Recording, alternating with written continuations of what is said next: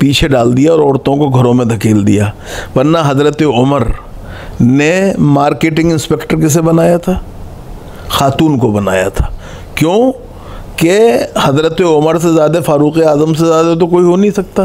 Kurd जो हैं शाफ़ई मसलक के हैं, ये एक बात है जी।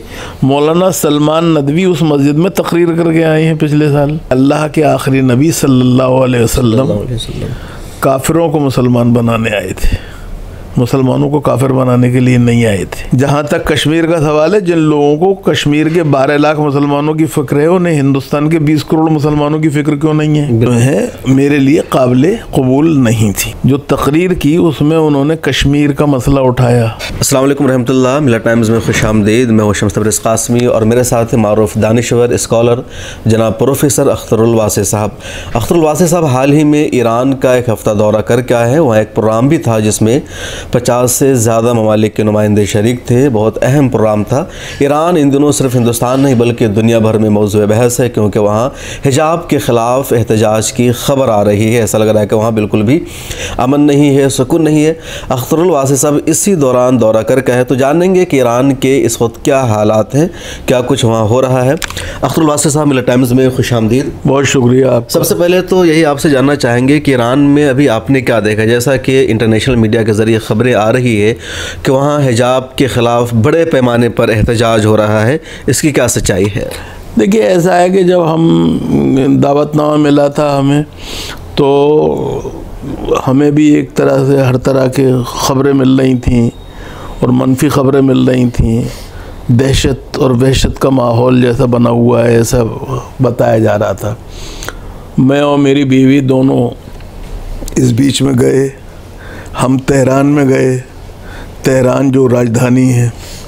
और दिलचस्प बात यह है कि कॉन्फ्रेंस जो थी वो किसी एक जगह नहीं थी कि एक जगह महसूर कर दिया गया हो। अलग अलग पॉइंट्स पे कॉन्फ्रेंस हुई और जलसे हुए और उसके मुख्तलिफ प्रोग्राम हुए। हमें कहीं पर भी किसी सड़क पे कोई एहतजाज करने वाला नज़र नहीं आया। ये जो एक सच्चाई है वो सच्चाई है।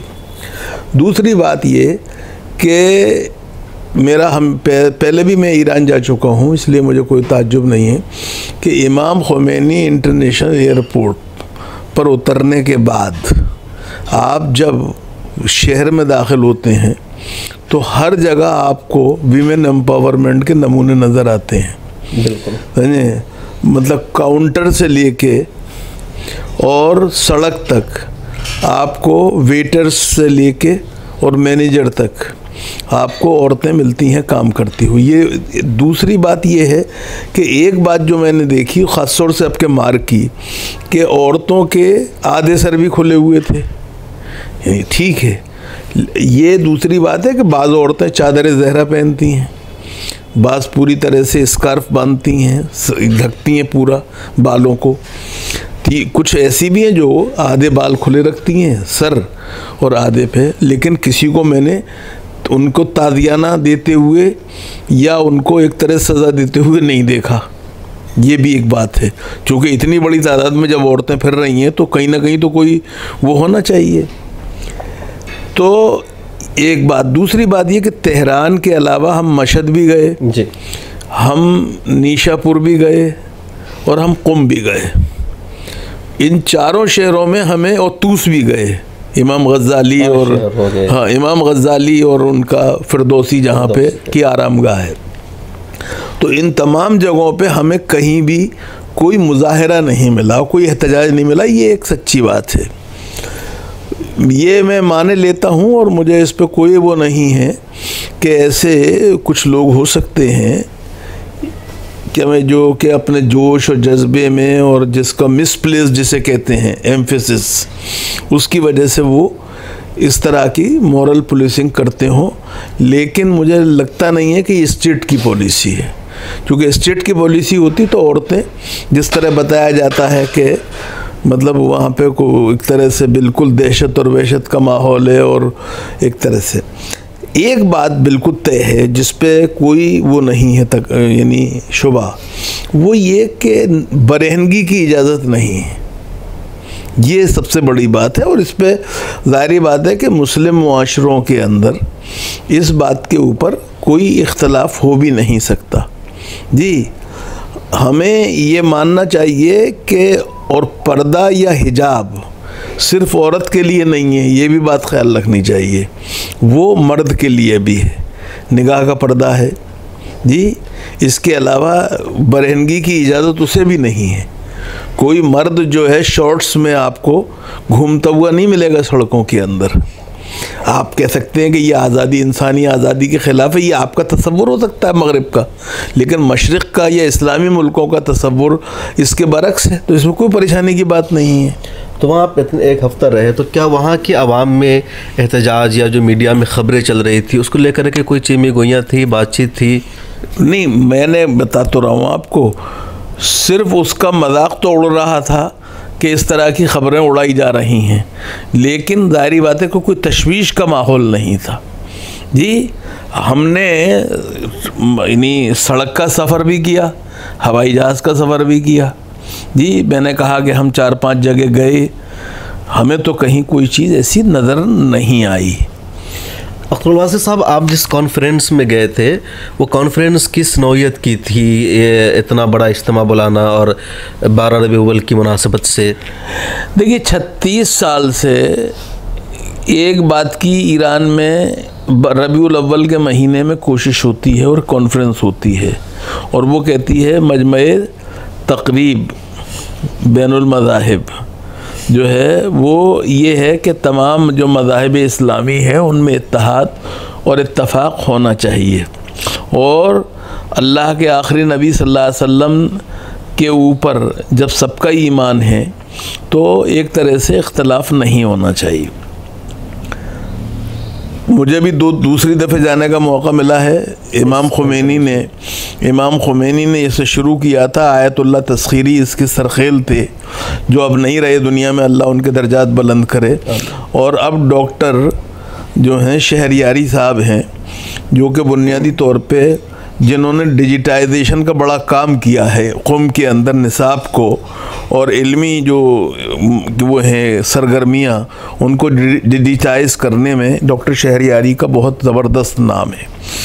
तो वो अब उसके सेक्रेटरी जनरल हैं, और इसका जो चेयरमैन है वो मौलाना इसाक मदनी हैं, जो कि देवबंद के पढ़े हुए हैं। दिलचस्प बात यह है, सुन्नी है, तो सुन्नी चेयरमैन है, सेक्रेटरी जनरल शिया है, तो एक तरह से ख़ुद इत्तेहाद और इत्तफ़ाक़ का वो पैदा करते हैं। और इस मौके 36वीं दफ़े ये कॉन्फ्रेंस इस साल हुई है इस दफ़ा, और इसमें मुस्तकिल तौर पे इस बात की कोशिश हो रही है। मुझे पहले भी मौका मिला था, इस दफ़ा भी मिला, और इस दफ़ा जो इनॉग्रल के बाद दूसरा सेशन था, तीसरा सेशन, उसके अंदर इनॉग्रल के बाद उसमें मुझे तकरीर करने का मौका मिला। आपकी तकरीर के क्लिप वायरल हो रही थी जिसमें आप बहुत ज़्यादा पाकिस्तान पे गुस्सा हो रहे थे। आप कह रहे थे कि हिंदुस्तान के मुसलमान दूसरी तकसीम को बर्दाश्त करने को तैयार नहीं है। क्या मामला था? उससे पहले क्या हुआ था? नहीं, हुआ ये था कि जो वज़ीर मजहबी उमूर हैं पाकिस्तान के, मौलाना अब्दुल शकूर सरदार ख़ान, जो मौलाना फजलुर रहमान की पार्टी के हैं, पेशावर के रहने वाले हैं, और इस नई हुकूमत में जो शहबाज शरीफ की उसके अंदर मजहबी उमूर के वज़ीर हैं, उन्होंने इत्तेहाद इस्लामी की इस कॉन्फ्रेंस में जो तकरीर की उसमें उन्होंने कश्मीर का मसला उठाया जी, कि हम वहाँ ज़्यादतियाँ कर रहे हैं और उसको आज़ाद नहीं कर रहे हैं। इसके अलावा उन्होंने हिंदुस्तानी मुसलमानों के बारे में बातें कहीं। ये बातें जो हैं मेरे लिए काबिल कबूल नहीं थी। तो जब मुझे तकरीर के लिए बुलाया गया, जो उस सेशन की सदारत जो थे वो मौलाना मदनी कर रहे थे, इसाक मदनी साहब कर रहे थे। मैंने उसमें कहा कि जो कुछ यहाँ कहा गया है, मैंने एक तो मुनाजरे का अंदाज़ नहीं रखा जी, और पाकिस्तान का नाम भी नहीं लिया, ये बता दूँ आपको। मैंने सिर्फ ये कहा कि जो कुछ यहाँ पाकिस्तान के, कश्मीर के बारे में और हिंदुस्तानी मुसलमानों के बारे में कहा गया है, मैं उससे मुत्तफ़िक़ नहीं हूँ। जहाँ तक कश्मीर का सवाल है, जिन लोगों को कश्मीर के 12 लाख मुसलमानों की फ़िक्र है, उन्हें हिंदुस्तान के 20 करोड़ मुसलमानों की फ़िक्र क्यों नहीं है? बिल्कुल। नंबर 1।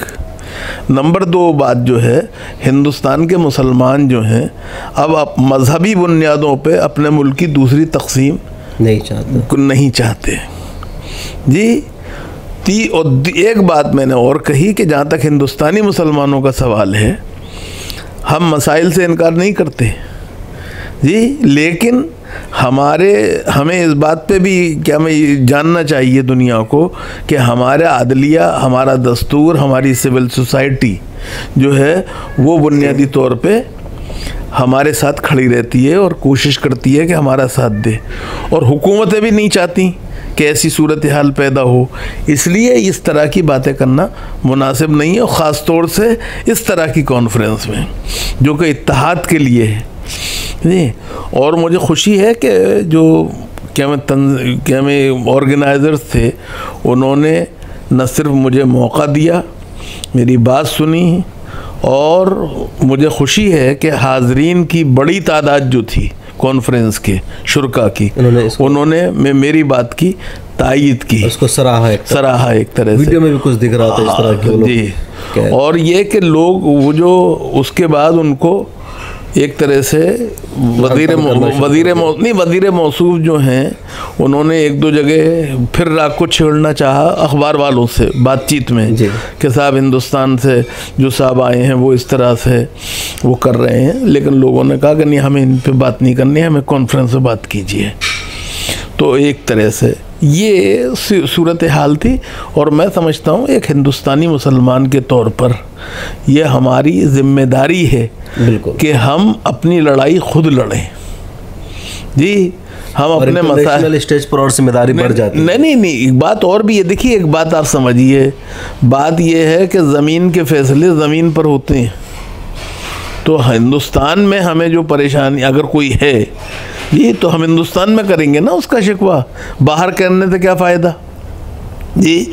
और दुनिया में क्या मसाइल नहीं है जी, और कौन सी जगहों पे ऐसा है जहाँ पे कि आप मुसलमानों को पूरी तरह से वो मिल रहा है। तो हमने ये बात वहाँ पे इस तरह कही, और मुझे इस पे कोई परेशानी नहीं है।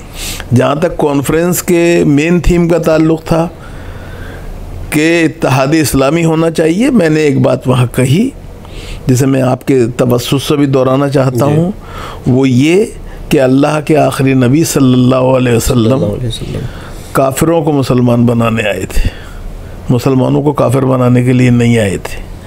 इसलिए तकफीर का कारोबार बंद होना चाहिए जी। और जब अल्लाह एक है, रसूल एक है जी, कुरान एक है, काबा एक है, तो मुसलमान एक क्यों नहीं हो सकते? ये एक सवाल है जो कि हमें सोचना चाहिए। और एक बात ये समझनी चाहिए कि जब तक इत्तेहाद नहीं होगा, इत्तेफाक नहीं होगा, हम दुनिया में इसी तरह परेशानी के शिकार रहेंगे। इस कॉन्फ्रेंस में जो अरब ममालिक हैं उनके भी कुछ नुमाइंदे थे या वो लोग नहीं थे? नहीं, मतलब ये कि जो मेजर कंट्रीज़ हैं उनके तो नहीं थे, लेकिन इराक़ का था, सीरिया का था जी, और जो दूसरे साउथ एशिया के लोग थे जी, फ़लस्तीन के लोग थे जी। तो इस तरह से लोग थे, ऐसी बात नहीं है, ठीक है। मतलब पाकिस्तानी साउथ ईस्ट एशिया में मलेशिया और इंडोनेशिया वगैरह से नुमाइंदगी थी, तुर्की से नुमाइंदगी थी। तो इस तरह से शिया सुन्नियों के दरमियान वहाँ आपने क्या फ़र्क देखा? कहा जाता है कि सुन्नियों को वहाँ मुकम्मल तौर पर हुकूक हासिल नहीं है, कई तरह के लोग बातें करते हैं। आप ख़ुद भी सुन्नी हैं, आप जाते रहे, आपने क्या करीब से जा कर के देखा है? देखिए, मैं एक बात आपसे अर्ज़ करूँ, बुनियादी तौर पे कुछ चीज़ें बताई गई हैं हमें और हमने उन पर यकीन कर लिया है, लेकिन तेहरान के अंदर सुन्नियों की एक मस्जिद है। अब लोग कहते हैं तेहरान में मस्जिदें नहीं है, मैं वही बात अर्ज़ कर रहा हूँ। ये दूसरी बात है कि वो कुर्दों के हाथ में है, कुर्द जो हैं शाफ़ई मसलक के हैं, ये एक बात है जी। मौलाना सलमान नदवी उस मस्जिद में तकरीर करके आए हैं पिछले साल, ये बता दूं आपको मैं, इसलिए ये बता रहा हूँ। लोगों का कहना ये है कि उससे ज़्यादा मसाजिद हैं, लेकिन मैं एक मस्जिद के बारे में तो कोई शुबा ही नहीं है। ये ठीक है वो शवाफे के पास है, हनफियों के पास नहीं है, सुन्नियों के पास है। अच्छा नहीं, मैं एक बात कह रहा हूँ, नहीं मतलब ये कि जो बात है वादे होनी चाहिए। जाहिदान में और दूसरे इलाक़ों में जो मसाजिद हैं जहाँ सुन्नियों की अक्सरियत है, वहाँ सुन्नी नमाज पढ़ा रहे हैं। मैं अल मुस्तफ़ा जो इंटरनेशनल यूनिवर्सिटी है उसके गोरगान में जो कैंपस है उसमें गया था जब मैं मौलाना आज़ाद यूनिवर्सिटी जोधपुर में था, और वहाँ का एक डेलीगेशन मदऊ किया गया था, तो हमें गोरगान भी ले जाया गया। वहाँ मौलाना अल मुस्तफ़ा इंटरनेशनल यूनिवर्सिटी का जो कैंपस है गोरगान में, गोरगान सुन्नियों का इलाक़ा है, वहाँ पर इमाम जो था वो सुन्नी था और बरसों से पढ़ा रहा था वो नमाज।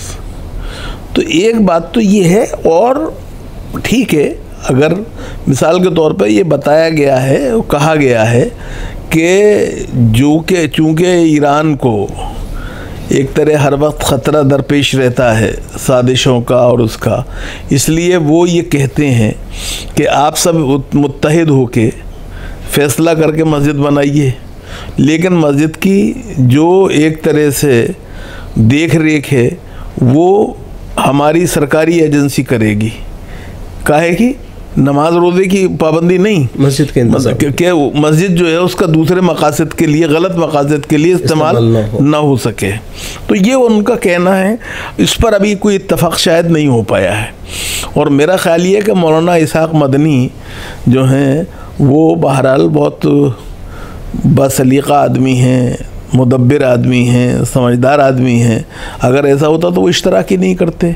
और ईरान में जिस तरह से सुन्नियों को मैंने देखा है हुकूमत के साथ काम करते हुए, मुझे तो कोई शुबा लगता नहीं है।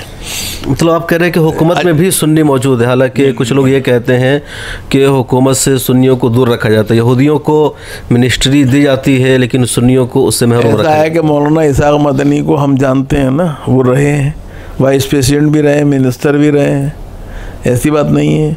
तो ऐसा है कि सबको मौके मिलते हैं।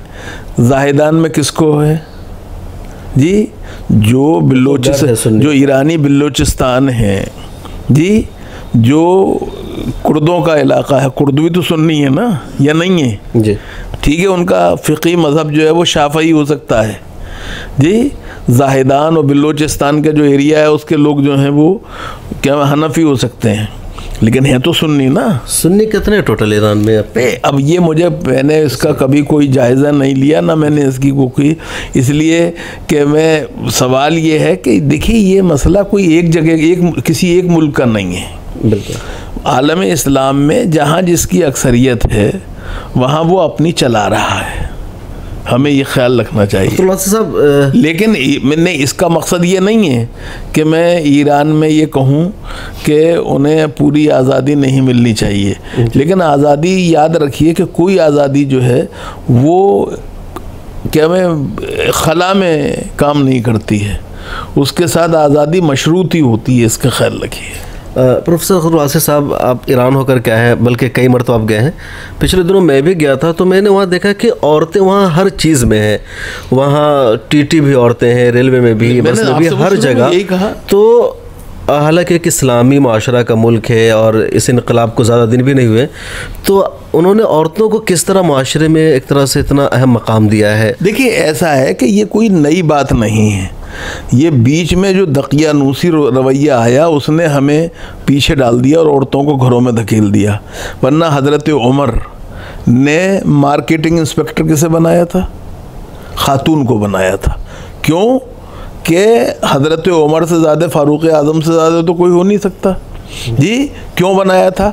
इसलिए कि बाज़ार का जो उतार चढ़ाव है कीमतों का और जो क्वालिटी है चीज़ों अशिया की, वो बराह रास्त मुतासर करती है बावर्ची खाने को, बावर्ची खाना जिसको औरतें चलाती हैं, तो उन्होंने उनको ज़िम्मेदार बनाया।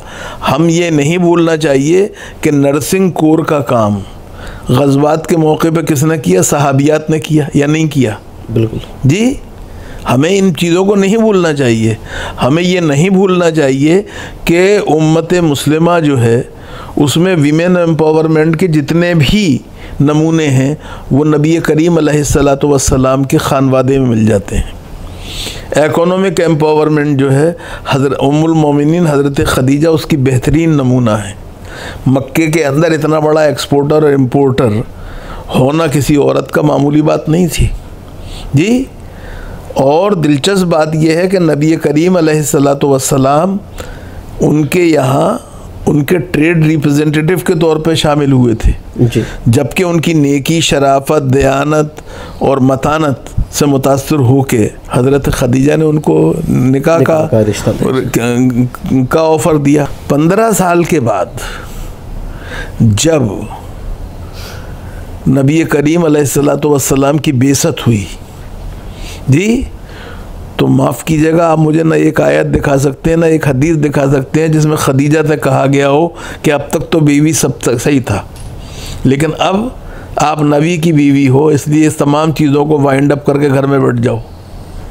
जो चीज़ उम्मत की माँ के लिए जायज़ है वो उम्मत की बेटियों के लिए कभी नाजायज़ नहीं हो सकती। हमें ये नहीं भूलना चाहिए कि उम्मुल मोमिनीन हज़रत आयशा सिद्दीक़ा रज़ी अल्लाह ताला अन्हा जो हैं वो एजुकेशनल एम्पावरमेंट का सबसे बड़ा सिंबल है। नबी करीम अलैहिस्सलातु वस्सलाम ने उन्हें ख़ुद ये क्या मैं फ़र्ज़ सौंपा था जब आपने कहा था कि देखो आयशा, मेरे बाद तुम्हारे पास लोग आएंगे, हमारी खानगी ज़िंदगी और मेरे तुम्हारे ताल्लुक़ के बारे में पूछेंगे, इस ज़वाजी ज़िंदगी के बारे में, तो झिझकना मत, तकल्लुफ़ मत करना, लोगों को बताना। इसीलिए एक तिहाई शरीयत हमें किससे मिली है? हज़रत आयशा से मिली है।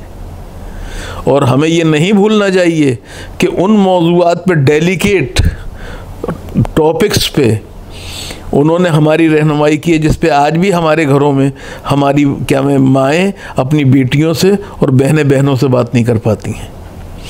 तो हज़रत आयशा, इसी तरह से पॉलिटिकल एम्पावरमेंट का सिंबल लीजिए तो हुदैबिया के मरहले में हम सब जानते हैं जब क्राइसिस था और नबी करीम अलैहिस्सलातु वस्सलाम के पास ना तो वही आ रही थी और ना सहाबी सुनने को तैयार थे जी। ऐसे वक्त में किसने उनकी रहनुमाई की, किसने मदद की? उम्मुल मोमिनीन उम्मे सलमा ने जी। तो हमें ये नहीं, वो इसी तरह नबी की नवासी हैं ज़ैनब जी। करबला में जब काफ़िला लुट-पुट गया ख़ानदान अहले बैत का हुसैन की शहादत के नतीजे में और दूसरे उनके जानिसारों की जी, तो किसने मुज्तमा किया सबको? हज़रत ज़ैनब ने। और कौन लेके गया उनको? दमिश्क। आपको एक बात मैं बताना चाहता हूँ, चाहे हमें रस्म आज़ा की बुनियाद किसने डाली? आयशा ज़ैनब ने डाली जी। और दरबार यजीद में बकौल शायर के शाम की तारीकियों में नूर फैला कर रही, अज़मत मज़लूम को जालिम से मनवा कर रही जी, तो हज़रत आयशा ज़ैनब है जी। इसके अलावा अगर आप और भी देखना चाहें, स्पिरिचुअल एम्पावरमेंट का हर साहबी अपनी जगह नमूना है बिल्कुल जी। और अगर और भी अगर उसके बाद भी देखना चाहें तो राबिया बसरी को देख लीजिए जी। तो मतलब ये है कि अगर ईरान में आपको इस तरह औरतें नज़र आ रही हैं काम करते हुए और वीमेन एम्पावरमेंट जो है वो आलम इस्लाम में नहीं बल्कि दुनिया में ईरान के अंदर गैर मामूली है, तो कोई ताज्जुब की बात नहीं है, ये ऐन इस्लाम है। क्योंकि वो एक बात आपने वो भी देखी होगी कि वो चादर ज़हरा में अपने को मलबूस करके या पूरी तरह से क्या मैं बदन को कायदे से डिसेंट ड्रेस में क्या मैं स्कार्फ के साथ और उसके साथ हिजाब के साथ वो काम कर रही हैं और उसके लिए इजाज़त दी जाती है बिल्कुल। और वैसा होना चाहिए क्योंकि आप अपनी आधी आबादी को घरों में मुक़य्यद नहीं रख सकते। और मुझे खुशी है कि ये काम अब सऊदी अरब में भी शुरू हो गया है। They are also unfolding themselves. हाँ, नहीं मतलब वाकई ईरान में जितनी तरक्की की है और औरतों को लेकर के हिंदुस्तान में वो सोच अभी तक डेवलप नहीं हुई है, पाकिस्तान तक नहीं। इसमें शम्स तबरेज़ साहब जो सबसे बड़ी बात है वो ये कि इतनी पाबंदियों के बाद जी, इतने रुकावटों के बाद, इतनी मुखालफतों के बाद, इतनी साजिशों के बाद ईरान जो है इस तरह आगे बढ़ रहा है। सर एक आखिरी सवाल, ईरान में जो अभी मौजूदा हुकूमत जो तारीख़ है ईरानी इनकलाब, तो अमेरिका और इसराइल के ख़िलाफ़ इनका सबसे ज़्यादा नारा रहता है, इसकी बुनियादी वजह क्या है? नहीं देखिए, वो तो एक बात सुनिए, उनकी वजह ये है कि अमेरिका जो था वो शाह के साथ था जी, इसलिए एक शाह और ये अमेरिका का एक ताल्लुक़ था उस ज़माने में, जबकि अमेरिका अपनी ज़रूरतों के तहत फ़ैसले करता है। नेशनल इंटरेस्ट जो है अमेरिका को हमेशा वो पेश नज़र रहता है, तो वो उसने पहले उनके साथ किया। नतीजा ये हुआ कि जो रजीम आई इस्लामी रजीम इनकलाब के बाद, वो एक तरह से एंटी अमेरिका थी। दूसरे ये कि कुद्स के मामले में ज़ाहिरी बात है कि ईरानियों के जज्बात और एहसासात जो हैं वो आपसे मुझसे मुख्तलिफ नहीं हैं। बिल्कुल जी, सवाल ये है कि उन्होंने ये काम किया कि रमज़ान का आखिरी जो जुमा है जमअतुल विदा, उसको यौम कुद्स करार दे दिया इमाम खुमैनी ने जी, और एक नई बेदारी, नया शऊर, फ़लस्तीन के कौस के साथ एक नया ताल्लुक़ उन्होंने पैदा किया। जी, हमें ये समझना चाहिए। दूसरी बात जो है वो देखिए, बात ये है कि इज़राइल सारी ज़िम्मेदारी फ़लस्तीनियों की या मुसलमानों की नहीं है। एक तो ये कि माफ़ कीजिएगा, हॉलोकॉस्ट जो हुआ हिटलर के ज़रिए, जी, वो यूरोप में हुआ, हिटलर के ज़रिए हुआ, उसकी सज़ा मुसलमानों को क्यों दी जाए? एक बात, ये बुनियादी सवाल है। दूसरी बात ये कि यासिर अरफात ने पिस्तौल छोड़ के जैतून की शाख को कैमन नुमाया किया और अमन की रास्ते पे चले, मुआहिदा किया, ओस्लो मुआहिदा जिसे कहते हैं जी, कैंप डेविड में भी हुआ। सवाल ये है कि उस पर आज तक अमल दरामद क्यों नहीं हुआ? जो दो रियासती मुआहिदा था उसको क्यों नहीं क्या में अमल पे लाया जाता? तो ईरान जो है वो इन तमाम चीज़ों पे वो कर रहा है, और अफसोस की बात यह है कि लोग उसको उस तरह नहीं देख रहे हैं जैसे देखना चाहिए। एक तरह से गलत फहमियाँ पैदा करते हैं या नहीं। उसमें ये है ना कि देखिए, जिन लोगों पर इजराइल से निमटने की जिम्मेदारी थी, जी, फ़लस्तीनियों के जो हामी बनते थे, आज वो फ़लस्तीनियों के साथ साथ इजराइल से हाथ मिला रहे हैं और ईरान के ख़िलाफ़ जा रहे हैं। वो नहीं, ईरान के ख़िलाफ़ जाना मुझे कोई परेशानी की बात नहीं है। मसला ये है कि फ़लस्तीन का जो हक़ है और जो मसला है उसका होना चाहिए, कोई ना कोई रास्ता निकलना चाहिए। बिल्कुल।